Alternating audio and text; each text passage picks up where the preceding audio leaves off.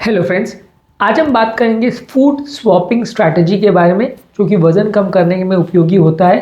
किस तरह से हम अपने खाने को बदल के, स्वैप करके, चेंज करके अपने ओवरऑल कैलोरी कंजम्पशन को कम कर सकते हैं, अपनी ओवर ईटिंग को कंट्रोल कर सकते हैं, और किस तरह से हम हेवी कैलोरीज वाली या हेवी डाइट वाली खाने को लो कैलोरी वाली डाइट से चेंज करके डाइटिंग का फ़ायदा ले सकते हैं। आज हम एक नई स्ट्रैटेजी पर डिस्कस करेंगे जिसको फूड स्वैपिंग स्ट्रैटेजी बोलते हैं। टॉपिक पर जाने से पहले जो लोग हमारे चैनल पर नए हैं उन्हें रिक्वेस्ट करूँगा कि चैनल को सब्सक्राइब करें, वीडियोस को लाइक करें, फॉलो करें, पूरा देखें और शेयर भी करें।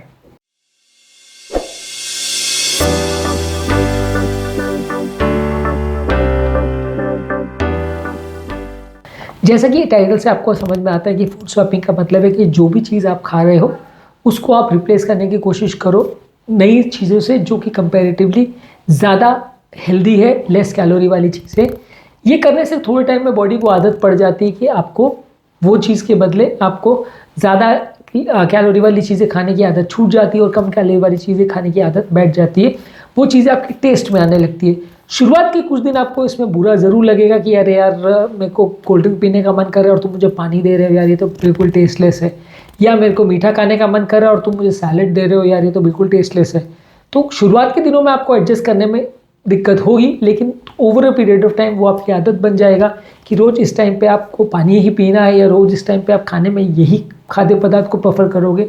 तो काफ़ी चांसेस है कि आपको लंबे समय में वज़न कम करने में और ज़्यादा हेल्दी लाइफस्टाइल जीने में आपकी मदद होगी। फॉर एग्जाम्पल, मान लीजिए अगर आपको कोल्ड ड्रिंक पीने का मन है, आपको प्यास लग रही है, आप बाहर कहीं जा रहे हो, कोल्ड ड्रिंक पीने का मन हो रहा है, देख के आपको मन चल रहा है, लेकिन उस टाइम पे आप अपने मन को कड़ा करके पानी पी लेते हो। वहाँ पे आप कोशिश करते हो कि बिना कैलोरी वाला कोई ऐसा ड्रिंक लेते हो जिसमें एक भी कैलोरी नहीं है, सिंपल पानी है या स्पार्कलिंग पानी है, कुछ भी इस तरह का आप ले लेते हो।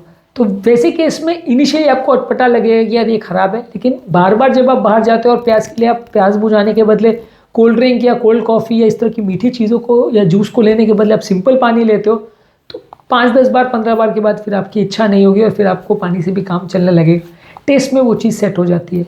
जैसे मान लीजिए अगर आपको रिफाइंड ग्रेन्स खाने की इच्छा है, आपको मैदा या आटा या आपको वाइट राइस से बनी हुई चीज़ें खाने का मन है, उसके बदले आप ब्राउन राइस लीजिए, उसके बदले आप ऐसा आटा लीजिए जो कंपैरेटिवली कैलोरी नहीं देता है, जो और बाजरा मक्के वगैरह का आटा ले सकते हैं। तो ये थोड़ा सा ज़्यादा हेल्दी रहता है और आपको थोड़े टाइम में उसकी आदत पड़ जाती है और मैदे से बनी हुई हाई कैलोरी वाली चीज़ों को, स्टार्च वाली चीज़ों को आप अवॉइड करने लगते हैं क्योंकि टेस्ट वैसा हो जाता है। मान लीजिए अगर आपको प्रोटीन्स लेना है तो ऐसी प्रोटीन लीजिए जो फैट फ्री है, जैसे कि फ़िश है, सोयाबीन है, टोफू है, स्किनलेस पोल्ट्री है।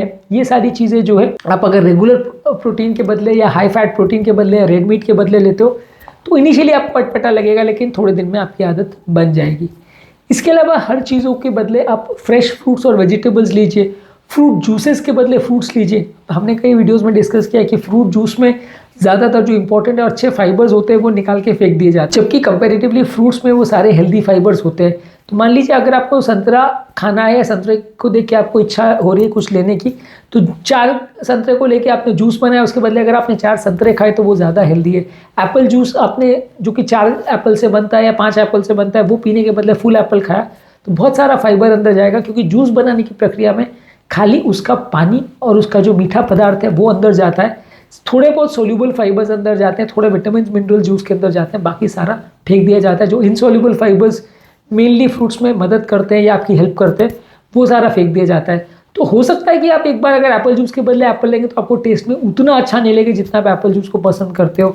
या मान लीजिए अगर आप कोई भी तरह का जूस की अगर बात करें, अमरूद का जूस है या आम का जूस है या कुछ भी है, अगर उसके बदले आप डायरेक्ट फ्रूट लेंगे तो वो उतना ज़्यादा मीठा नहीं रहेगा और उतना ज़्यादा अनहेल्दी नहीं रहेगा। और इसके अलावा उसमें ऊपर से जो चीनी डालते हैं वो भी एक एडिशनल प्रॉब्लम बन जाता है, क्योंकि ज़्यादातर लोग जूस में टेस्ट के लिए या उसका खट्टापन होता है उसको कई बार लोग कम करने के लिए ऊपर से चीनी डाल लेते हैं। तो वो सब चीज़ों की वजह से आपकी हेल्थ और ज़्यादा बिगड़ती है। आप कोशिश करिए डायरेक्टली आप फ्रूट्स को खाएँ, थोड़े दिन हो सकता है अटपटा लगे, उतना टेस्टी ना लगे, लेकिन बाद में आदत पड़ जाएगी।